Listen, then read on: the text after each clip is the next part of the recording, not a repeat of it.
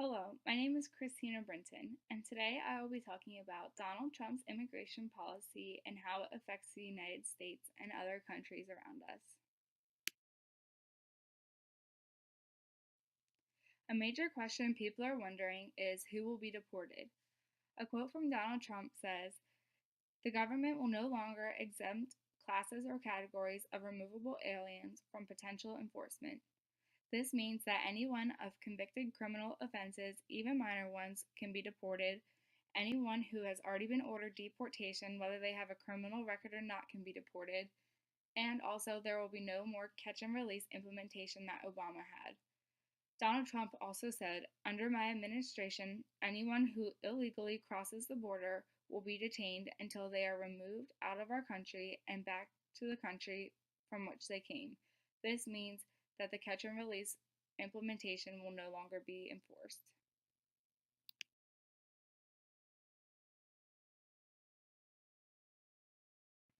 Obama's immigration plan differs greatly from Trump's immigration plan. Donald Trump said, "Since 2013 alone, the Obama administration has allowed 300,000 criminal aliens to return back into the United States communities. These are individuals encountered or identified by ICE, but who were not detained or processed for deportation because it wouldn't have been politically correct. My plan also includes cooperating closely with local jurisdictions to remove criminal aliens immediately. We will restore the highly successful Secure Communities program, GOOD program. We will expand and revitalize the popular 287 partnerships, which will help to identify hundreds of thousands of deportable aliens in local jails that we don't even know about." Donald Trump plans to focus his deportation of illegal immigrants on criminals. He says, "As we speak, we are removing gang members, drug dealers, and criminals that threaten our communities and prey on our citizens.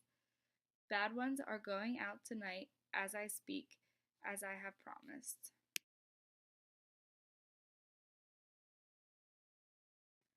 Donald Trump's main focus is to protect the people. He says, "Our obligation is to serve, protect, and defend the citizens of the United States. We are also taking strong measures to protect our nation from radical Islamic terrorism." Radical Islamic terrorism is one of the main conflicts that our nation faces today.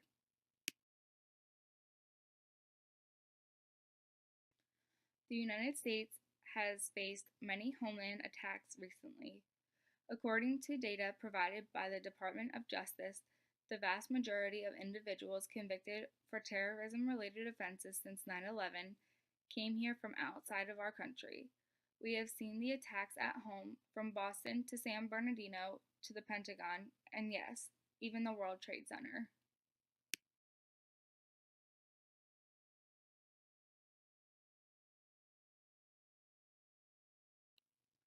Many families and other individuals have been affected by illegal immigrants. Here are two stories of people who have been affected by illegal immigrants. Jamil's 17-year-old son was viciously murdered by an illegal immigrant gang member who had just been released from prison. Jamil Shaw Jr. was an incredible young man with unlimited potential who was getting ready to go to college where he would have excelled as a great quarterback, but he never got the chance to do so. Susan Oliver and Jessica Davis lost their husbands, Deputy Sheriff Danny Oliver and Detective Michael Davis. They were slain in the line of duty in California. They were pillars of their community. These brave men were viciously gunned down by an illegal immigrant with a criminal record and 2 prior deportations.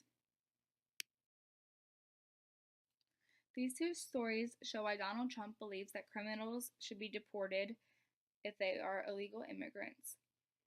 They are affecting our country negatively as they are affecting innocent families here in the United States.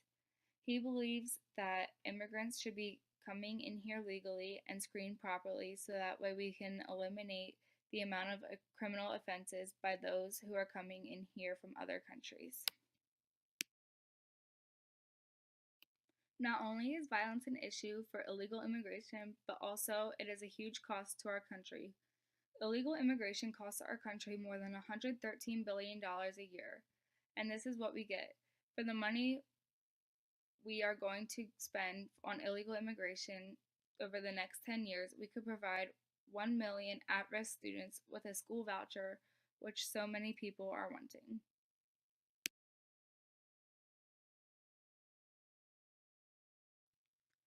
While there are many illegal immigrants in this country who are good people, many, this doesn't change the fact that most illegal immigrants are lower skilled workers with less education who compete directly against vulnerable American workers, and that these illegal workers draw much more out of the system than they could ever possibly pay back. This is a quote from Donald Trump and how illegal immigrants affect our system here in America.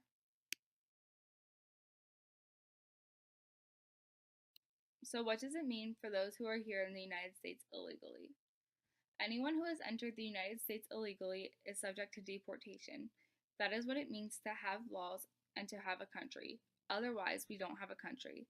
Our enforcement priorities will include removing criminals, gang members, security threats, visa overstays, public charges.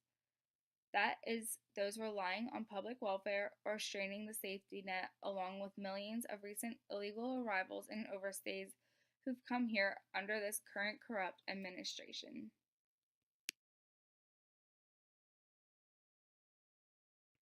According to data provided by the Senate Subcommittee on Immigration and the national interest between 9/11 and the end of 2014, at least 380 foreign born individuals were convicted in terror cases inside the United States. And even right now, the largest number of people are under investigation for exactly this that we've had ever seen in the history of our country.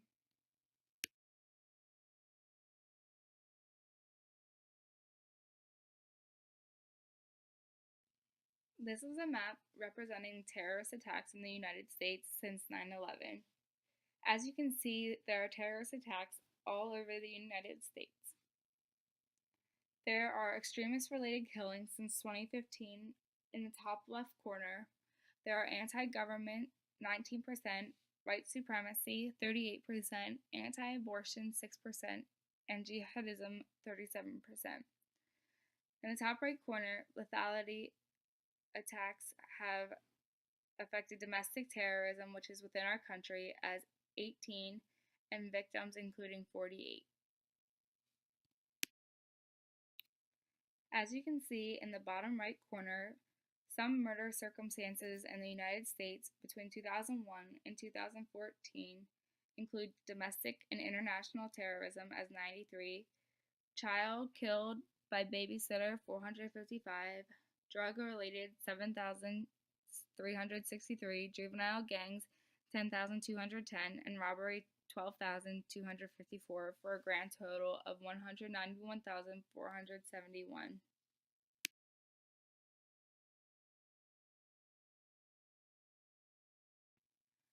Donald Trump believes immigration is positive if it is done the right way. He says, "We've admitted 59 million immigrants to the United States between 1965 and 2015. Many of these arrivals have greatly enriched our country." So true. But now we have an obligation to them and to their children to control future immigration as we are following, if you think previous immigration waves. We've had some big waves, and tremendously positive things have happened. Incredible things have happened. To ensure assimilation, we want to ensure that it works. Assimilation, an important word, integration, and upward mobility.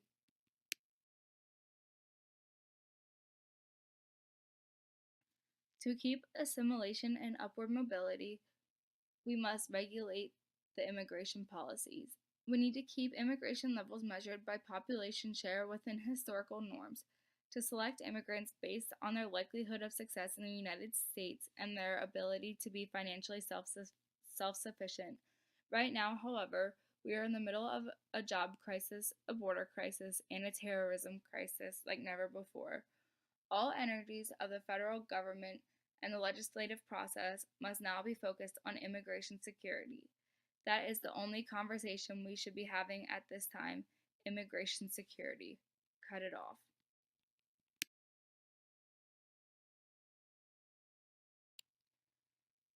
According to Dr. Ding's Chapter 11 PowerPoint and Chapter 11 in the Payne textbook, there are many differences between immigration and migration versus refugees. Migration is an issue very important to the United States right now. Illegal migration is one of the most important issues. It is estimated that 12 million illegal immigrants are undocumented in the United States right now.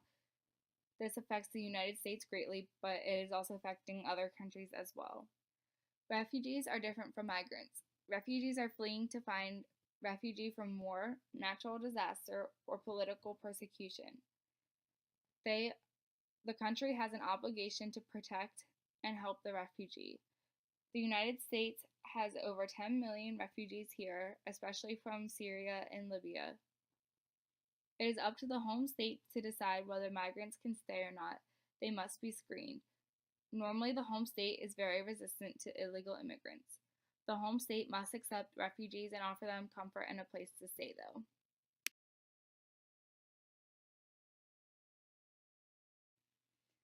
Border Patrol is one of Donald Trump's main focuses on immigration policy. He plans to hire 5,000 more Border Patrol agents. Millions of people from the South have crossed international borders to better lives for themselves. These people are called migrants. They can do this either legally or illegally. Relying on migrant workers from Mexico in the South is what we do most here in America. They could also be taking jobs away from the American people. They don't have enough job scale education, is what some people believe.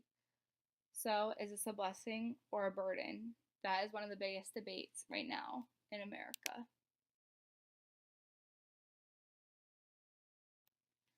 Many of those living in the United States illegally are very terrified of Trump's new immigration policy. One said, "People are not leaving the house to get a cup of coffee to have dinner or take their children to the library." Came from Antonio, who came from the United States from Mexico 17 years ago. He is an undocumented immigrant. He also said, "We help rebuild homes, and the owners will still seek us out for work. But some people feel we're taking away jobs. We take the jobs that people don't want. So it's, oh, you helped me rebuild my house, but now I don't need you here, and you should go back to Mexico." Greg Caesar from Austin, Texas, said, "There are teachers who told me they had students missing from school out of fear. These students don't want to be recognized and sent back to their home country, and they don't want their parents to be found as well. They are missing their education just so that they can stay in the United States." Some other people don't answer knocks on their door. They tape bed sheets over their windows and stay off social media.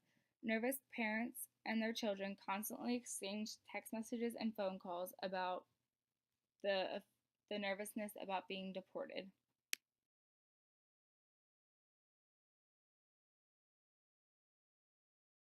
In conclusion, Donald Trump says, "For that reason, we will soon begin the construction of a great wall along our southern border.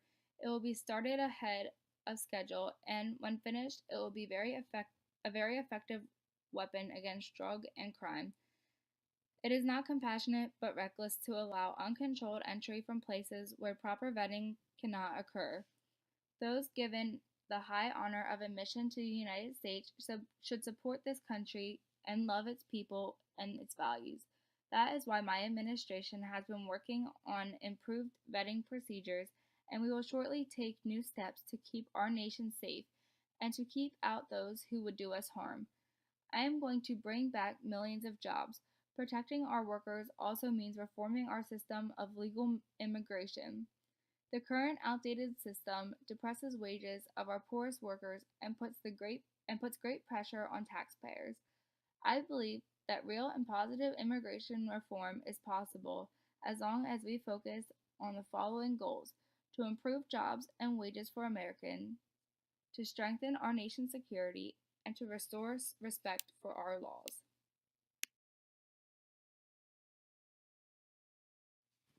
Lastly, here are my sources that I use for this PowerPoint. I use WashingtonPost.com, New York Times, CNN, Shen Deng's Chapter 11 PowerPoint lecture slides, and Chapter 11 of Global Issues, Politics, Economics, and Culture by Richard J. Payne. Thank you.